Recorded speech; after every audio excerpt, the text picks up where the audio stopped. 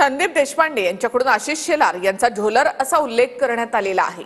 मनसेनं उमेदवार देऊ नयेत म्हणून झोलारांनी अनेकदा भीक मागितली अशी टीका त्यांनी केली। विधानसभेत सगळेच खोक्याभाई भरलेत असं काल राज ठाकरे यांनी वक्तव्य केलं होतं। यावरून शेलारांनी केलेल्या टीकेला देशपांडे यांनी उत्तर दिलंय। मला कळलं एक खोक्याभाई काय घेऊन बसला आपली विधानसभा भरली आहे।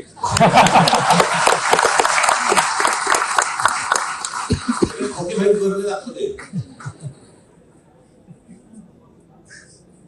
मूळ विषय राहतात बाजूला, बाकीच्या सगळ्या गोष्टी तुम्हाला भेटून टाकले जात आहेत। जे निवडून येता येत नाही, ज्यांना लोक निवडून देत नाहीत, ते विधानसभेत न जाता विधान करण्याच्या कार्यक्रमात बसतात।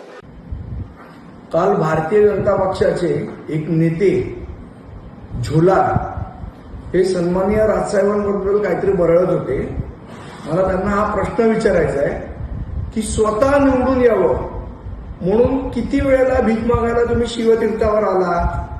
2009 ते आतापर्यंत किती वेळा भीक मागितली साहेबांकडे की मनसेचा उमेदवार देऊ नका म्हणून? जर आम्ही बोलायला लागलो ना तर झोलार तुम्हाला मुंबईत फिरणं मुश्किल होईल, एवढं तुम्ही लक्षात ठेवावं।